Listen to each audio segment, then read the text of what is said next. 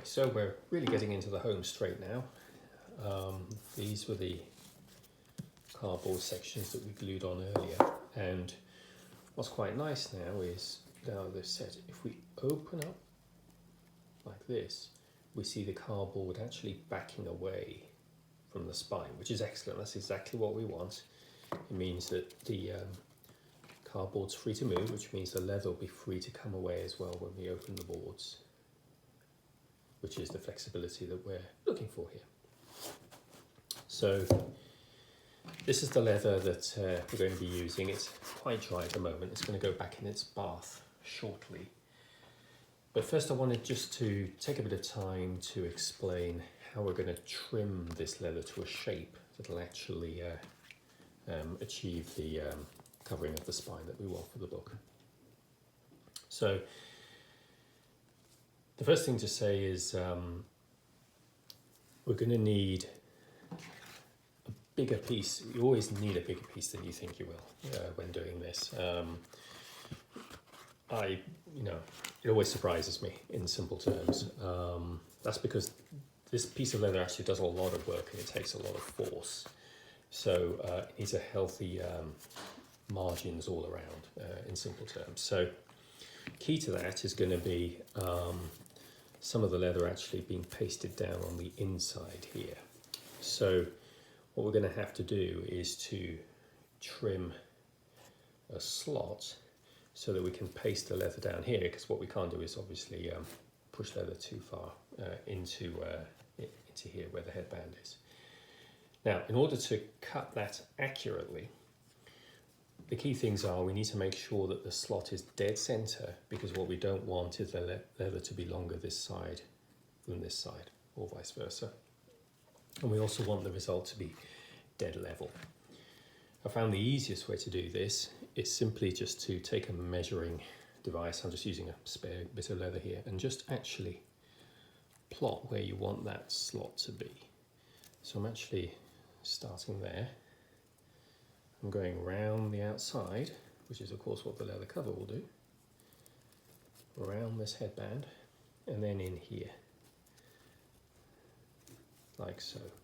That's what I want. That's what I'm going to be wanting the leather to do. So that's the length of the slot, and then there'll be a longer piece of leather that goes down there. So in order to trim the leather, what we're going to do is take this measuring bit that we've just done, fold it in half. We're then going to take the leather itself and just fold it in half as well at the top here. Then we place one inside the other, and right here, I'll just get it to focus accurately, right here, there,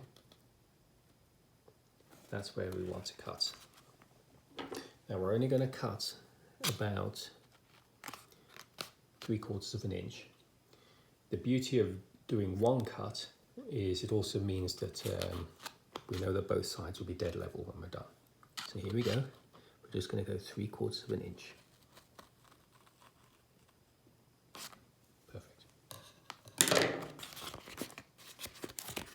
Now I've got a dead symmetrical line there. And I'm going to just fold the leather along the line. And ever so carefully, I'm going to cut along this edge. Okay, so now I've got this section done here. There's a question we could ask, which is, well, isn't it then dead easy? Don't we just wrap this around like this, and I guess like this, and fold the tabs over and stick them, and aren't you done?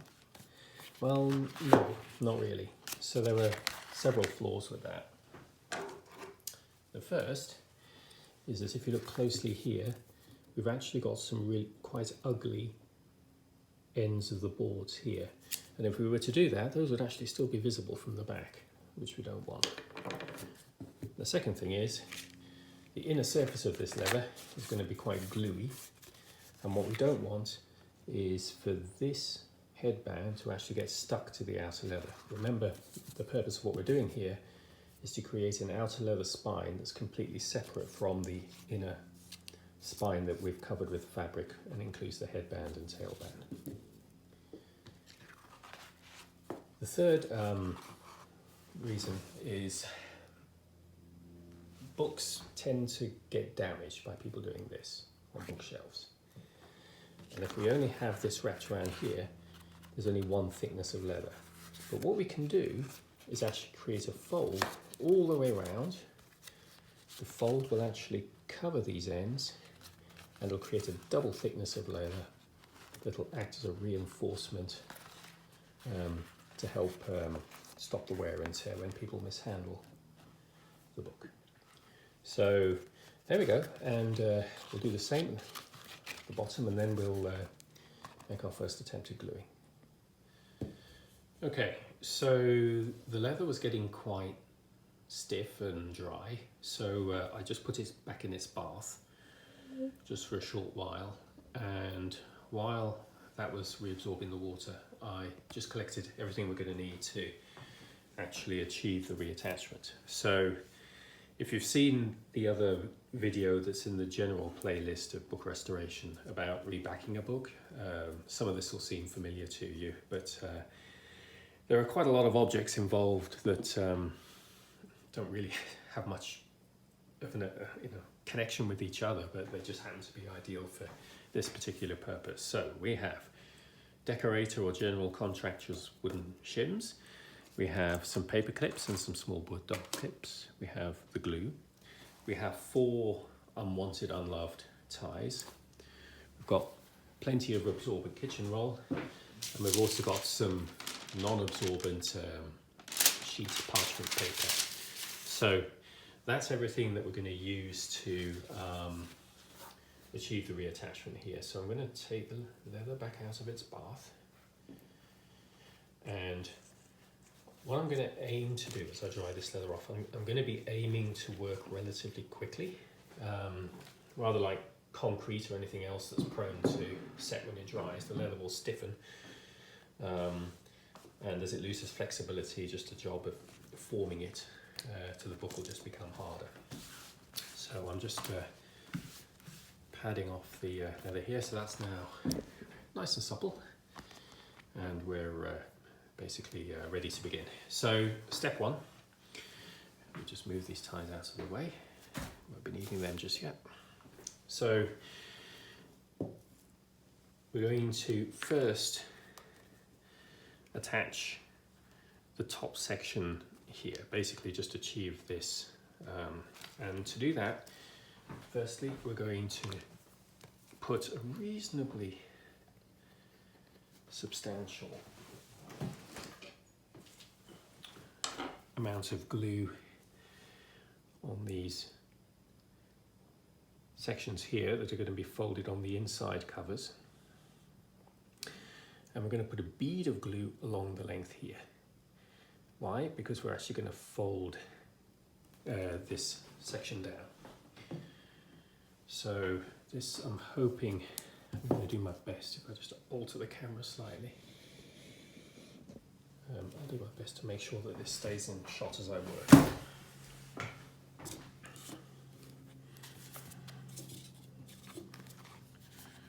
So I'm going to put this like this. This guy is going to fold down like this. What we're going to do is we're going to work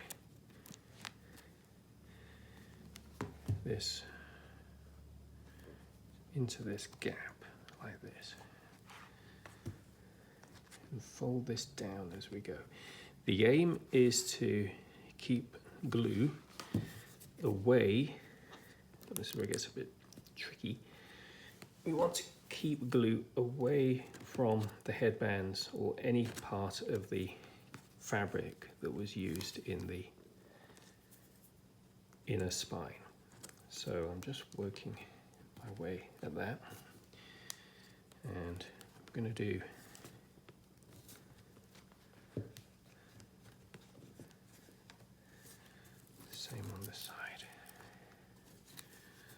honestly, this is a bit of a sports tackle sometimes, more than anything else, just to get the leather to behave and go into exactly where you want it to be. You kind of need 6 hands to be able to do it well. But we may be closing in here.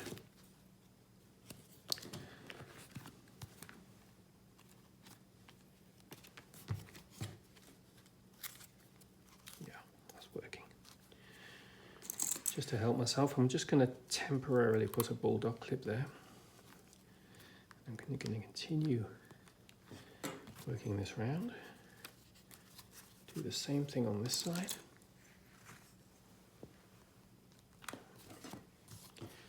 Doesn't need to be perfectly straight at first, but the trick is just to keep working the leather round until it's straight as we want it. Now, what I'm going to do at this stage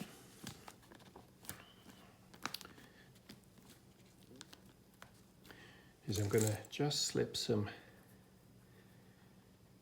just a few paper clips temporarily into the back here. In due course we won't be needing them for reasons that will become clear, but just for now I'm slipping those in there. So you can see the objective. We have this nice strong double layer of leather at the top that'll resist people sort of tugging the book off the shelf. We've hidden those ugly bookends, and we've got the outer leather facing this headband there, which I'm going to just make sure stays dry and doesn't start sticking by actually, I'm just going to slip this in.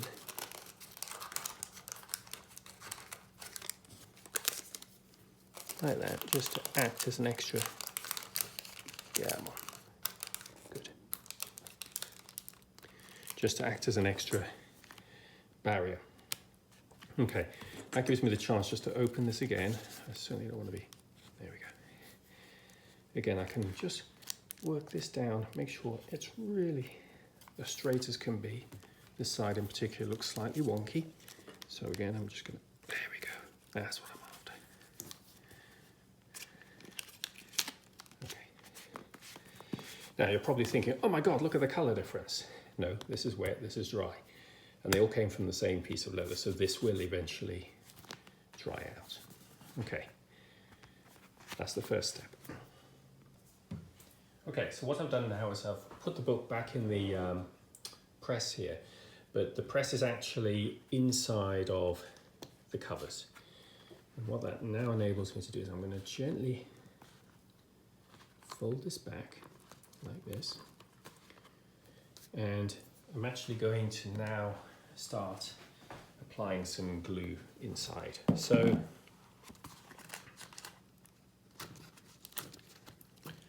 I won't be able to go all the way, and it is tricky.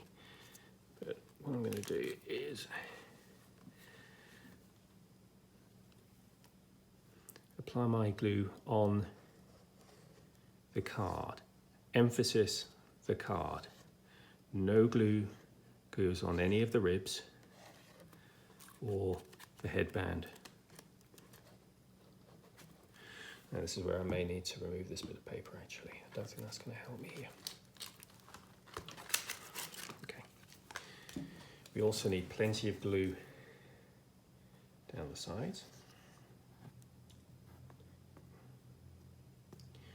And on this section of the board. Same on the other side.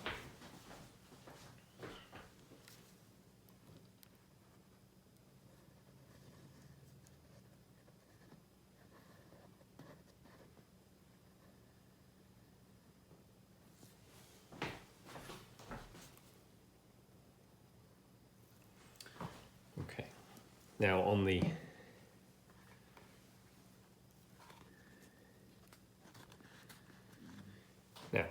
I actually marked but did not fully cut the bottom section that we're going to remove here.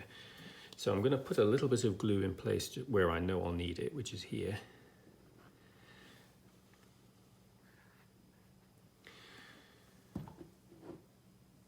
And then I'm going to bring this back.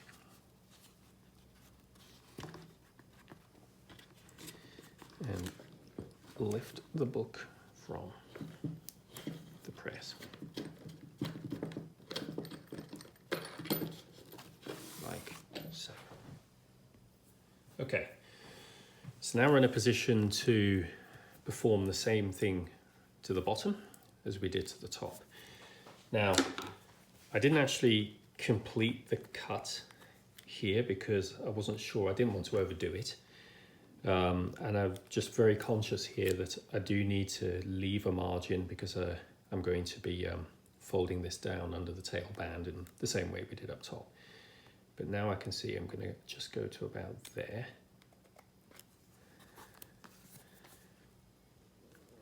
There we go, there's my cut. Like so. Now I'm in a position to add this extra bead. Actually, no, the very next thing I'm going to do is I'm going to actually gently cut the section out.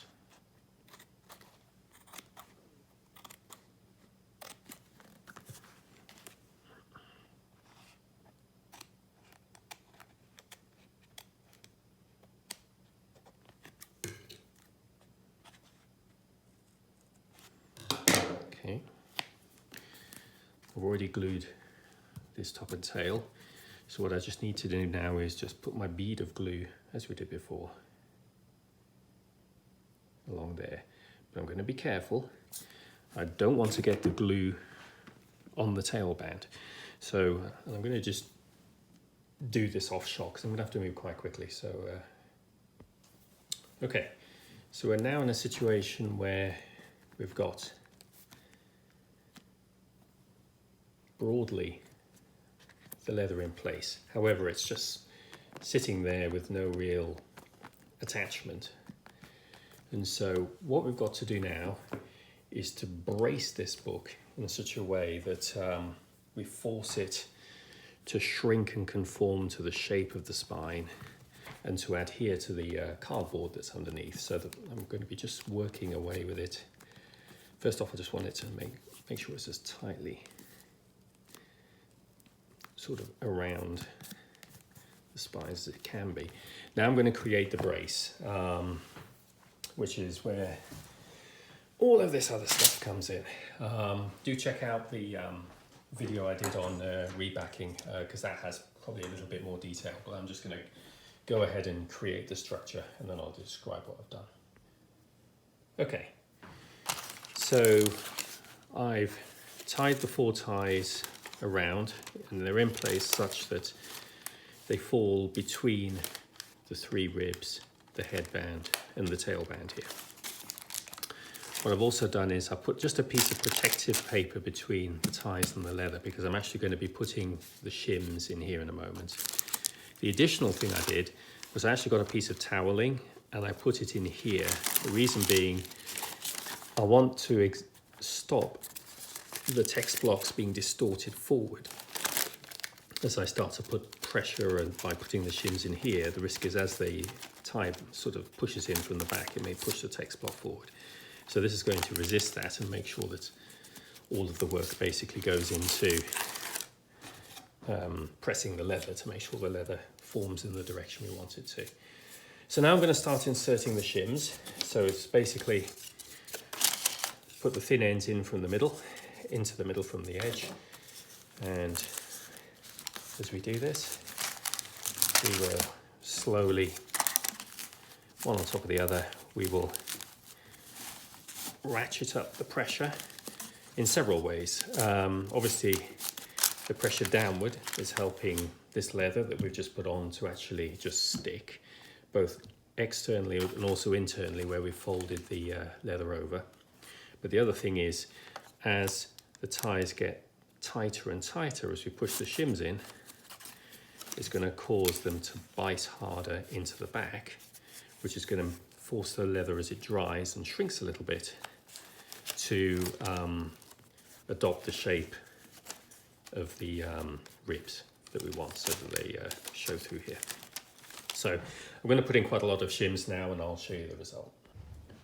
So there we go, 10 shims in total. That's the distortion that we're after. So now we just leave everything to set.